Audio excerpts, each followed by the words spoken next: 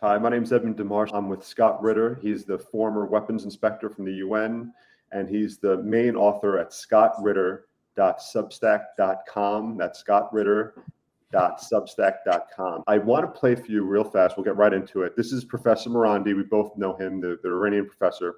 Here's an interview he had just yesterday with Dialogue Works, and I'd like to hear your opinion about what he said. This is his opinion of what happened. Netanyahu is destroying Israel, as I've been saying for the last 21 months. He is the worst thing that's ever happened to Israel, and he's destroying it day by day, piece by piece. We see even now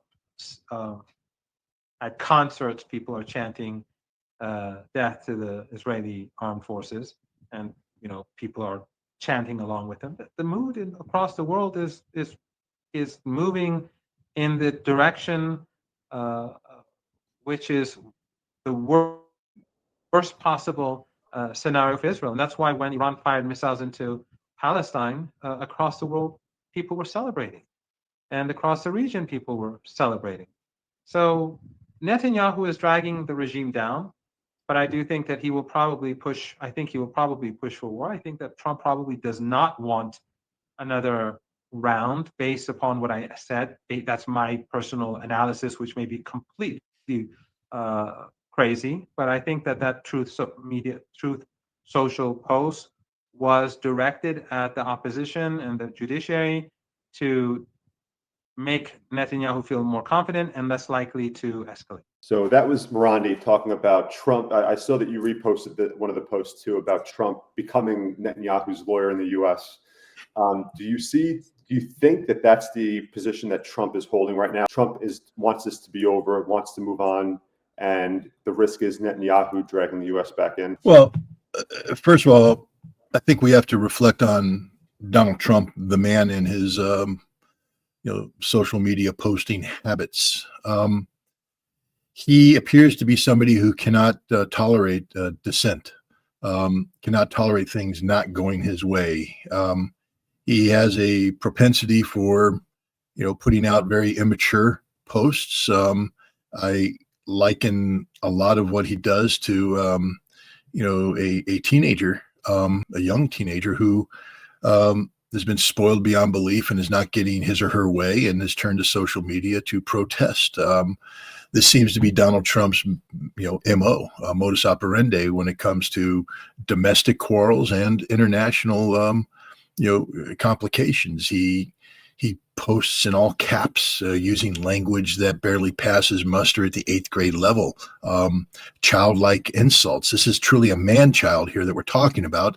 And once you recognize that, I think we need to avoid falling into the trap of trying to think too much about this post. Sometimes a post is what it is.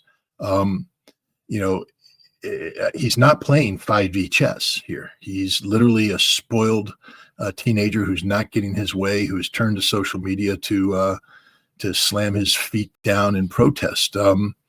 He has a vision for the Middle East that is built around the resurrection of the Abrams Accords, which was, one of the foundational elements of what passed for foreign policy in the first Trump administration. A project designed to normalize relations between Israel and the Gulf Arab nations, the linchpin of which would be Saudi Arabia. And he fell short of this goal as president, and he is working hard to revive this. And he needs Benjamin Netanyahu to be his compliant ally in Tel Aviv. And now what he's seen is the reality of Israeli politics is such that Benjamin Netanyahu, an inherently corrupt individual who, if he weren't serving as prime minister in a wartime environment, would probably see his government collapse, find himself arrested and, found guilty in a court of law for corruption and spend the rest of his life in jail where he belongs. Trump doesn't have a plan B. Most spoiled teenagers don't. And, so he now is throwing a temper tantrum. I mean, the absurdity of how, my God, he's going to link U.S. sanctions to having Israel ignore its own laws, and he's going to dictate outcomes to the Israeli judiciary and yet remains silent while Israel commits mass genocide in Gaza on a daily basis. It shows you where this man's mind is. Again, I think we have to be careful about, giving him, Spock-like, genius, 5D chess. He's just going to say this, move the piece, and see how they respond. No, he's a spoiled, rotten brat who just turns to social media and posts whatever comes to his mind. Honestly, to make America great again, one of the first steps should be to not allow Donald Trump to post on social media. He's the president of the United States. There are mechanisms for him to inform and educate the world and the American people. Social media isn't it. Morandi, the Iranian professor, during that interview, he also spoke about Iran, and he said that people approached him and said, boy, isn't Iran in a position of weakness right now after the U.S. ran its bombing campaign over the nuclear sites? And he said that this is what he told Dialogue Works. This is the exact quote. He goes, Iran is not weakened. It's never been in a better position, he said. This is according to him. He likes the idea now that it no longer needs to cooperate with the IAEA. And he said, now Iran can do whatever it wants and no one will know. If Iran had done this on its own 6 months ago, a year ago, people would have said Iran is being provocative.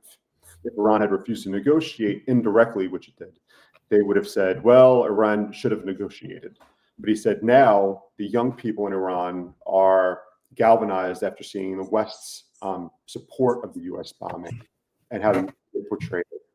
That now they are more willing to embrace the position, a more hardline position towards the nuclear capabilities. Is that a position that you could understand and agree with, or do you disagree that maybe Iran should consider welcoming back the IAEA just for diplomatic purposes? Well, first of all, who am I to take disagreement with Professor Morandi or any Iranian about issues that relate to, the emotional reality of Iran? They were attacked, a cowardly attack, a Pearl Harbor type event that murdered senior Iranian officials and their families in their sleep. At a time when the United States was saying that they were pursuing a negotiated settlement to whatever problems had been identified. Israel had indicated that they supported these negotiations. So, Iran is a victim of the collective cowardism of both Israel and the United States. And, Iran survived what was supposed to be a knockout punch. And Iran ended up delivering some pretty harsh blows on its own to Israel. So Iran has every right to feel proud of how they behaved in this very difficult and trying time, proud of their accomplishments, and not to be inclined to ever trust the West again, because the reality is that the International Atomic Energy Agency, IAEA, mandated by the Nuclear Non-Proliferation Treaty to carry out safeguards inspections of Iran's nuclear facilities, all of which Iran is permitted to have under Article 4 of the Non-Proliferation Treaty, was using the access that it had and to collect information that then was passed on to Israel and the United States to help facilitate this cowardly attack. They interviewed scientists, met with scientists, gathered biographical data about the scientists that enabled Israel to locate where these scientists lived, and then killed them in their sleep and killed their families in the process. They collected sensitive technical data about, the location of specific technologies and equipment, where they were located exactly, fed this to American and Israeli military planners to enable them to, plan their attack. I mean, Donald Trump admits that there were two DARPA scientists, Defense Advanced Research Projects Agency scientists, who had spent years going over the details of the Fordo site. Where did they get that intelligence? From the IAEA. People need to think before they open their mouths. The president doesn't understand that he condemns himself and he condemns the IAEA when he talks about the planning that went into this strike. The bottom line is Iran has no reason to ever trust the IAEA again, especially as it's currently configured under its current leadership. But here's the problem. And Professor Morandi knows this. I said back in October, I've been saying nonstop, that Iran is playing a dangerous game. And trying to create leverage in negotiations with the West, Iran became a nuclear threshold state, meaning that they were literally weeks away from having a nuclear weapons capability.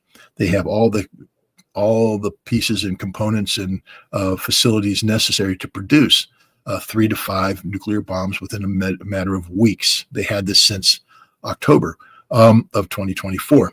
It's not just my assessment. It's Iranian officials' own words that condemn them. They bragged about this. When you have the head of the Iranian Revolutionary Guard Command, who's responsible for security of nuclear facilities, saying we have all the components necessary to produce a nuclear bomb. When you have the former head of the Iranian atomic program saying the same thing, when you have close advisors to the supreme leader, including senior members of the Iranian parliament, saying that the fatwa, religious edict passed by Khamenei, that says we will not produce nuclear weapons, that is reversible. What you've done is you've allowed people to say then Iran poses a threat, existential threat to Israel and the United States. And if Iran was pursuing a nuclear weapon, no matter where you come in on this, I mean, I know there's people that get blue in the face. Iran has every right to do this. And we have every right to blow Iran off the face of the earth. I want to remind people that under international law, nuclear non-proliferation treaty, which Iran signed, they're not allowed to have nuclear weapons.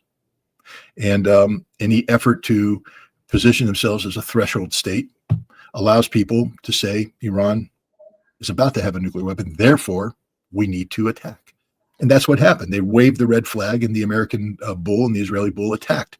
Now, what I'll say in Iran's defense in this regard is that when confronted with the inevitability of an American military response, Iran immediately went to the negotiating table and was doing that which was necessary to remove the imminent nature of whatever threat could be perceived from Iran's threshold status. They were talking about a treaty, not a fatwa, a treaty that said we will never pursue nuclear weapons. Treaties are pretty cool because they usually come with verification mechanisms. It'd be nice to have some people on the ground verifying Iran's compliance with that treaty. That would bring everybody's temperature down a little bit. They were going to get rid of the 60% enriched uranium, which they have 400 kilograms of it. One technical step away from becoming weapons grade that can produce 3 to 5 nuclear weapons. Eliminate that. Now there is no rush to nuclear weapons. They were going to bring their excess centrifuge enrichment capabilities under checks and balances so that there wasn't excessive amounts of enrichment capacity beyond which was justifiable under their energy programs. They were going to allow U.S. inspectors on the ground as part of the IAEA. All of this was on the table. Iran was ready to move. Ali Shamkhani, one of the lead negotiators who Israel tried to kill, him and his family, said, we're ready to do all this, and yet we bombed them. So now there's no trust. And I understand where Professor Morandi is coming from, and I respect his point of view. But I will say what I will always say. It'll be unpopular, but I'll just say it again. If Iran pursues a nuclear weapon, Iran will cease to exist as a modern nation state because the United States will use all the means necessary in its arsenal, up to and including tactical nuclear weapons, to eliminate Iran's nuclear capacity. Iran will never be allowed to have a nuclear weapon. And for those people who say they have every right to do it, I'm not debating you. I'm just telling you they never will have one because we will destroy it. It will not be allowed to exist. And they have they're justified. Yeah, I'm not debating you. I'm not making a judgment here. I mean, I think Iran could make a case that they need a nuclear weapon, but I'm saying that that's, the equivalent of swallowing a cyanide capsule. It will guarantee their death. And I've said this to Professor Morandi, and I continue to say it every time I speak to an Iranian audience. I know you're on the right side of history. I know that you've been greatly wronged, but I also know that the United States will never allow you to have a nuclear weapon. And should you choose to have one, we will destroy you. And we will use nuclear weapons to achieve that level of destruction.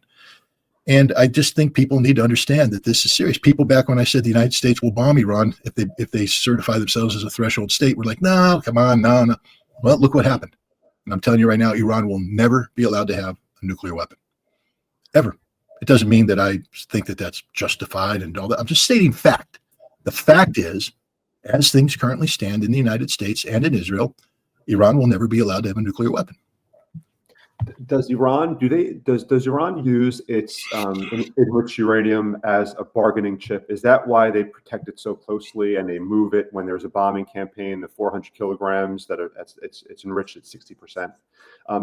Is that why Iran looks at that as such an important part of its the country? Is it more for a diplomatic chip during negotiations? Is that part of what's at play here? Iran's threshold status was admitted by Professor Morande and others to be a negotiating ploy, meaning that to say we are a threshold nuclear power was meant to get the United States to the negotiating table. And guess what? It worked. It worked. It got the U.S. to the negotiating table. And they were in the process of coming up with a viable settlement. But then the United States went to zero enrichment, and Iran will never agree to zero enrichment. This is part of their national pride. They were told they wouldn't be allowed to do this, that they were incapable of doing so. Now they've done it. The 60% enrichment, pushed the issue as far as it could be pushed in order to get the United States and the world to recognize the legitimacy of Iran's enrichment program. I understand why they did it, but it was a very dangerous move because it's very difficult to explain any other reason to have 60% enriched uranium other than to be one technical step away from having weapons grade uranium. So it was a very dangerous step, but it is a negotiating ploy. And, Iran will hold on to this until which time there is an agreement. They're not going to give it up. They have to create that potential. And unfortunately, it's not just a potential. It could become reality. There could be a time when the Iranians, because it was said by the Iranian officials, I'm not making it up, that if Israel attacks their nuclear facilities, then Iran will reverse the fatwa and seek to produce a bomb, which could be happening right now. I just want people to understand we did not destroy the Isfahan site. The Isfahan site is where they can convert uranium hexafluoride enriched to 90% into uranium metal and form that metal into the shapes necessary for a gun type device, which is a most basic nuclear weapon that can be delivered by Iran easily. That hasn't been touched. So whatever we thought we were accomplishing, we haven't. Iran will set up, and is probably in the process of setting up, a third undeclared, it'll be undeclared now, but a third enrichment facility. They have been producing advanced centrifuges since 2021 that are outside the scope and outside of the inspection purview of the IAEA. Nobody knows how many centrifuges they have. And so they will set them up. They will get them operating. It will take days. All they need is 328 centrifuges, IR6, IR8 types. They've got them by the thousands. They set up twin cascades, 164 each, link them, feed in the uranium hexafluoride, and in 3 days they have enough 92% enriched uranium to build 3 to 5 bombs. Now they take that to Isfahan, they convert it to metal, and 2-3 weeks later, they've got themselves 3 to 5 warheads they can put on missiles that have been proven to evade things. And Israel disappears as a modern nation state, becomes radioactive wasteland. I mean, there are some in Iran that say Israel deserves this fate. Many around the world would agree. But the problem is, Iran, just so people understand, and Professor Morande should understand this as well, Iran was thoroughly infiltrated by Mossad and by the CIA. The CIA maintains a station in Azerbaijan that exploits all of the ethnic diversity of Iran to get agents in there doing their bidding. The same thing with the Israelis. The idea that Iran would be able to make a nuclear weapon in secret is an absurdity. An absurdity. We will gather the intelligence that will indicate that this is happening. We will not allow Iran to complete this weaponization, and Iran will be destroyed as a modern nation state. That I don't know how to make it any clearer. This is the national security strategy of the United States. The nuclear posture of the United States, the nuclear employment plan is premised on this necessity. We can't allow Iran to have this. So I would encourage the Iranians to instead work on, focus on,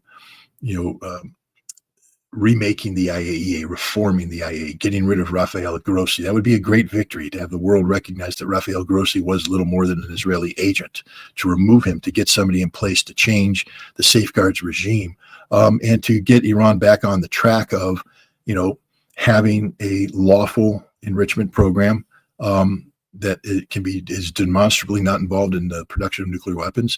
And I think it has a lot more cards to play right now. They have a lot of support in the world. Russia and China would support this direction, I believe.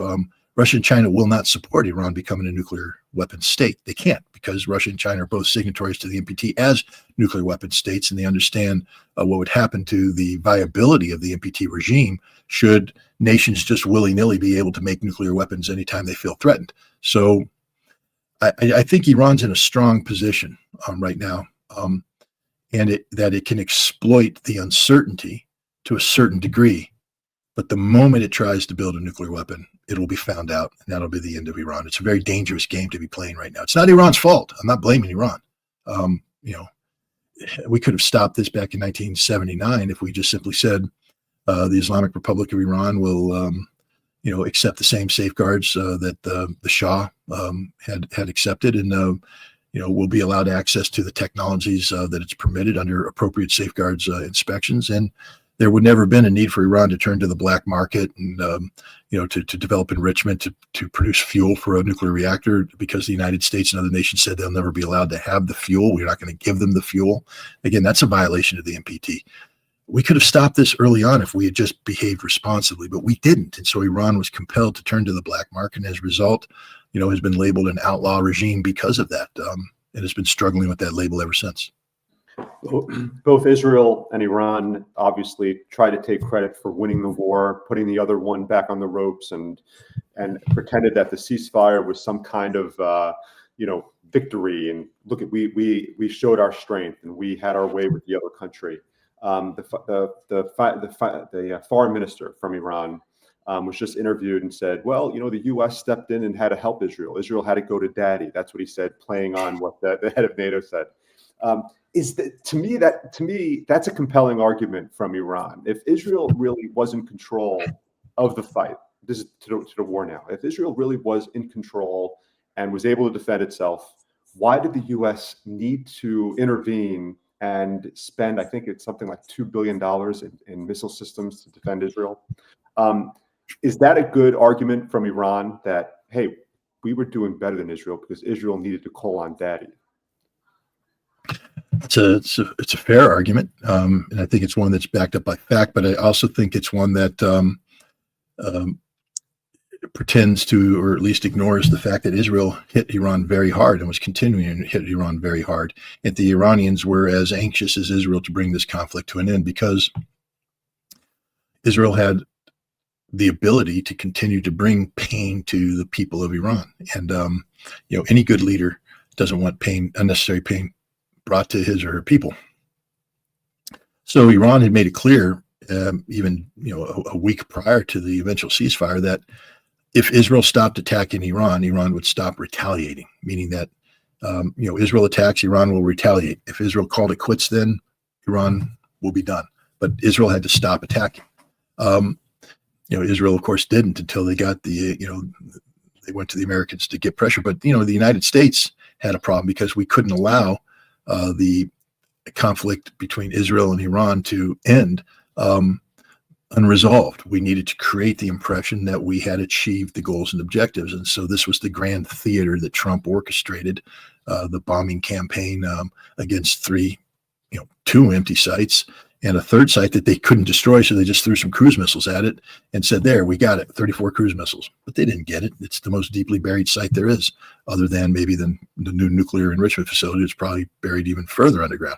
But I think both sides were hit hard. The real question is, which side is willing to continue? Which side's willing to answer the bell? See, I liken Israel and Iran to two punch-drunk fighters, in the middle of a fight, who just beat the living dog poop out of one another, and both are just like, God, I don't want to end. And so now there's a pause in the fight.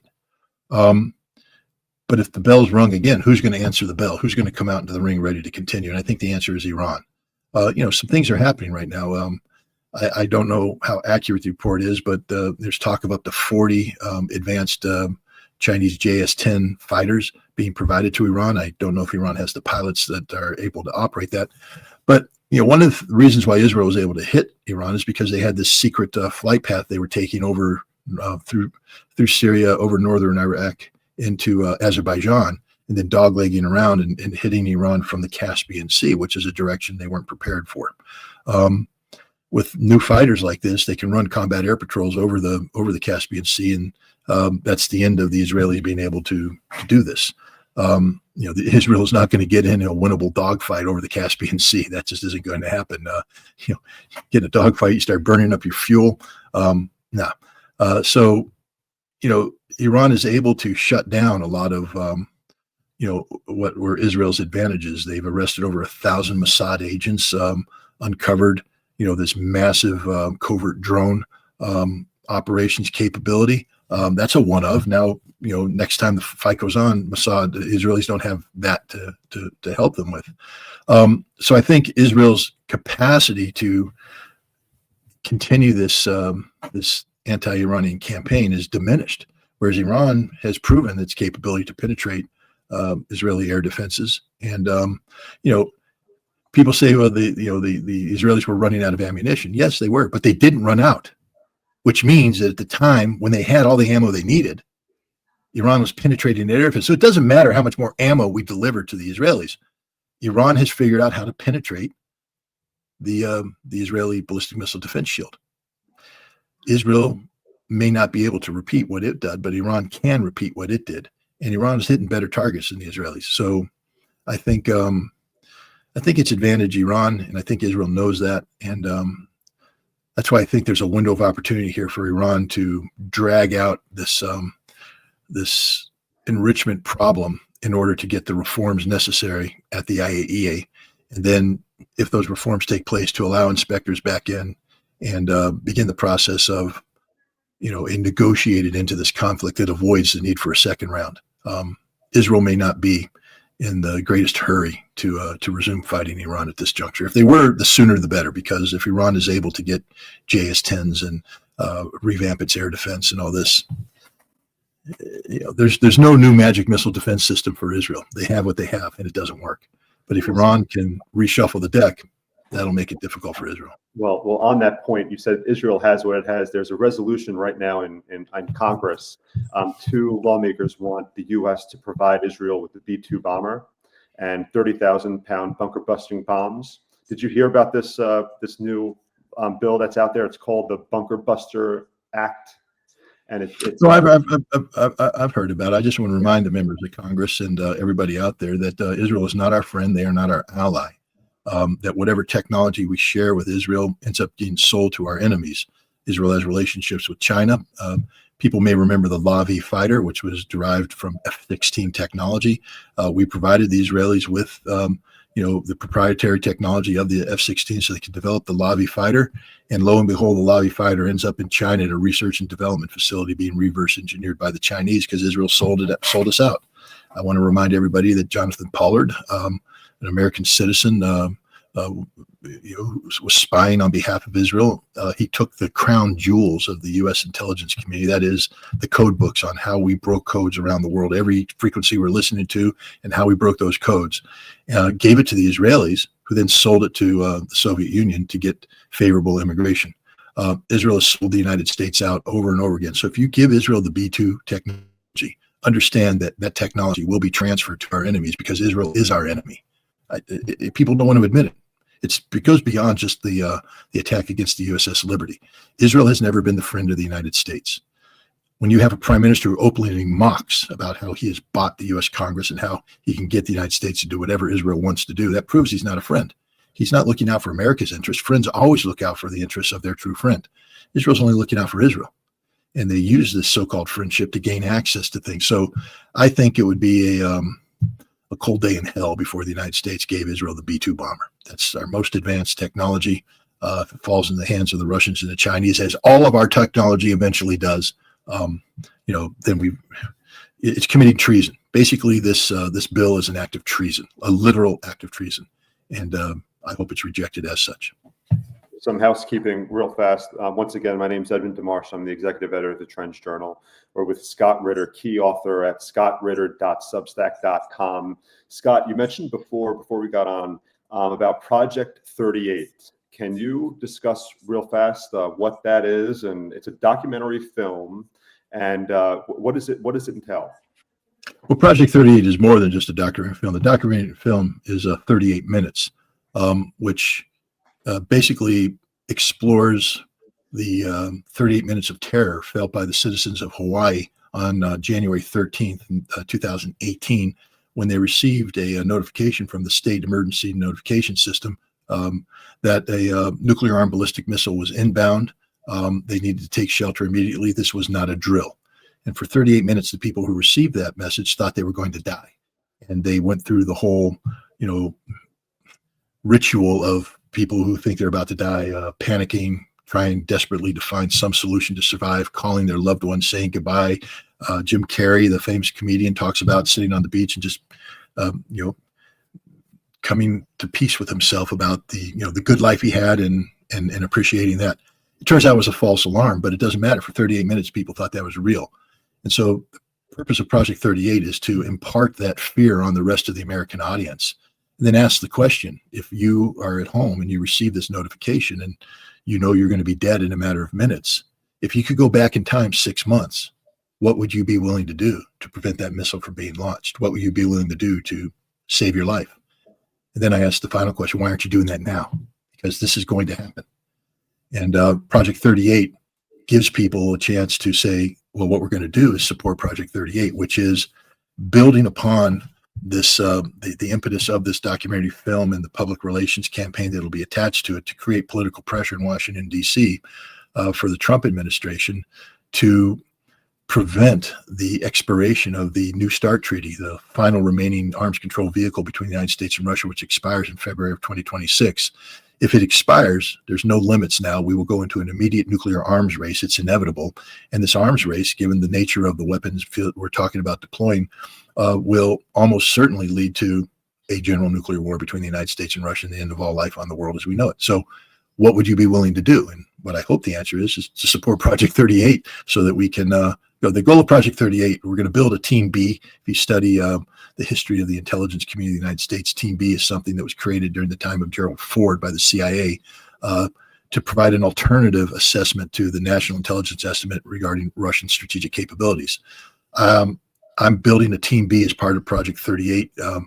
It'll be composed of people who have served in the highest levels in government, chiefs of staff of secretaries of state, presidential briefers from the CIA, people who've advised the head of naval operations on ballistic missile defense technologies, politicians who have dealt with this issue. And I'm trying to get Team B invited to the White House to brief the President of the United States, a 38-minute elevator pitch on why he should preserve the New START treaty. And we're going to use this movie and the political pressure we can bear to bring to bear to get the White House or senior advisors to the White House to agree to this briefing. And hopefully the briefing will be compelling enough to get the president to agree to at least extend the New START treaty and give diplomacy a chance. That sounds very important, Scott. What's the timeline on that? When does that start? Does that, It's starting now. I'm in the process of putting together materials. I've already done a trailer for the movie, published that on my Substack, but I'm in the process now of ginning up the campaign. We need to raise money. I mean, the bottom line is documentary films don't make themselves. We're being as responsible as possible in terms of costs, but there will be necessary. We need to also raise money to bring Team B together. We're going to have to bring people in conference for at least a week. That means hotel expenses, per diem for meals. We're asking people to dislocate themselves from their lives for a week to sit down and prepare this briefing. And then there's costs associated with the public relations campaign. One of my goals is to show this movie in Lafayette Square opposite the White House and to get a giant LED screen set up so that it'll be blared right into the Oval Office. So the president, has to see this, but also to rent out maybe the National Press Club and show this movie and invite people in to go and lobby Congress to get the pressure necessary. All of this costs money. Just so people know, it's not a pipe dream. We did Operation Dawn last year. In fact, Gerald Celente was helped kick off Operation Dawn at his wonderful peace rally in Kingston, New York. We kicked off Operation Dawn. I have one of the coins. Challenge coin was used to help raise funds. But from Operation Dawn, the idea was to inject preventing nuclear war into the presidential campaign and help get America on a path to avoid a nuclear war. Operation Dawn did just that. We got an article published, by our work. We got an article published by the Trump campaign in the Hill.com.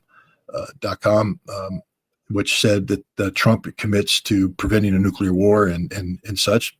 And we got Donald Trump to help reverse what was a very dangerous trend toward nuclear war. In November of 2024, the Biden administration was ready to go to nuclear war with Russia over the Ukraine conflict to allow American missile systems to be fired in long range inside Russia, knowing that could possibly trigger a Russian nuclear response. And the response of the Biden administration, at least as articulated to senior members of Congress, is we're ready for that fight.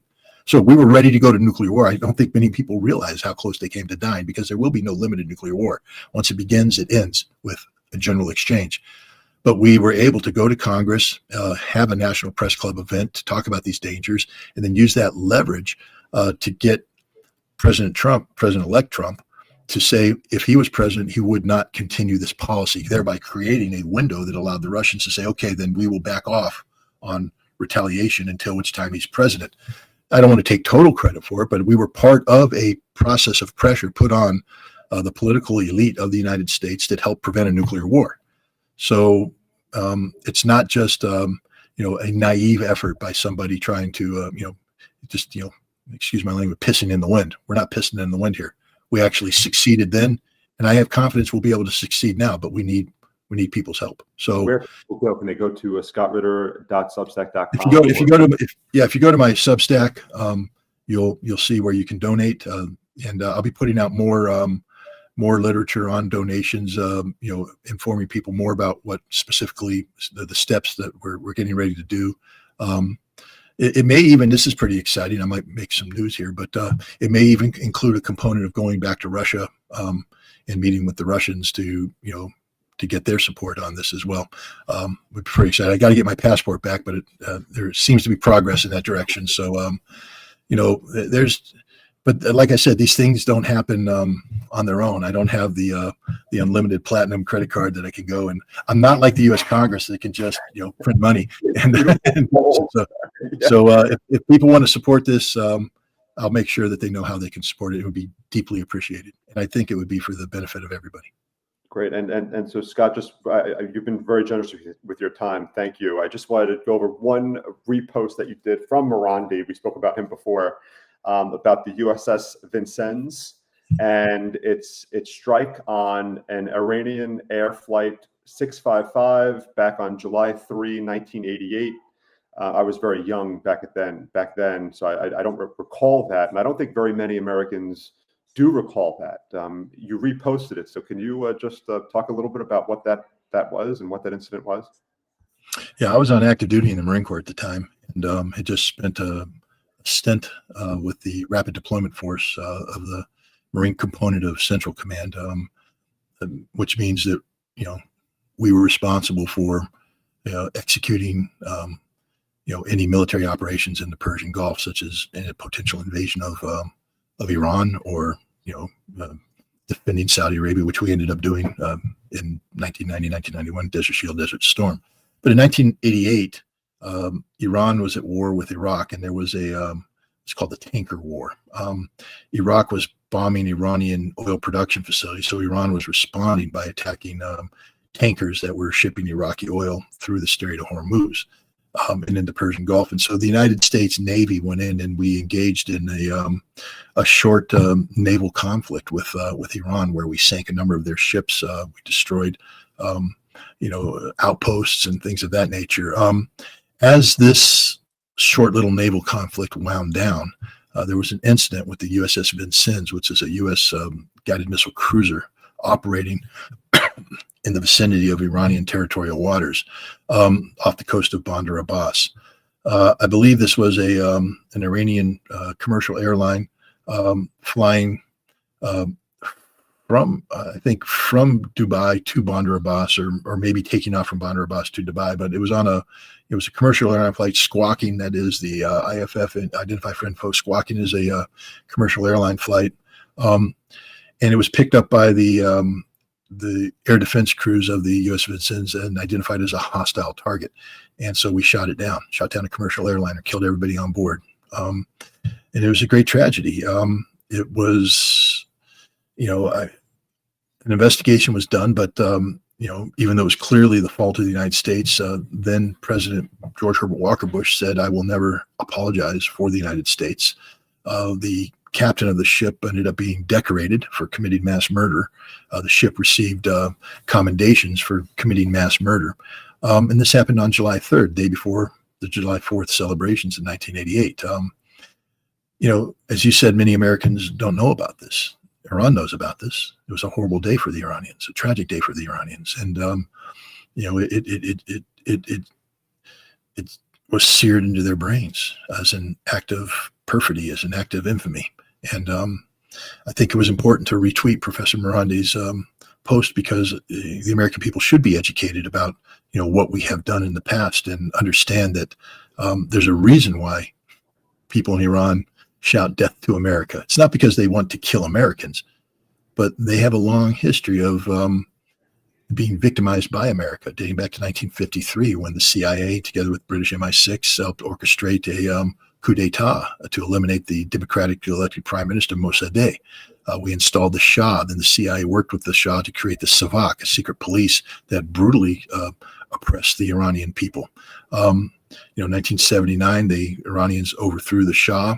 The United States gave safe haven to the Shah, so the Iranians took over the U.S. embassy, began a process, held Americans hostage for 400 some odd days. Ended up with a failed rescue mission, 8 Americans dying in the deserts of Iran.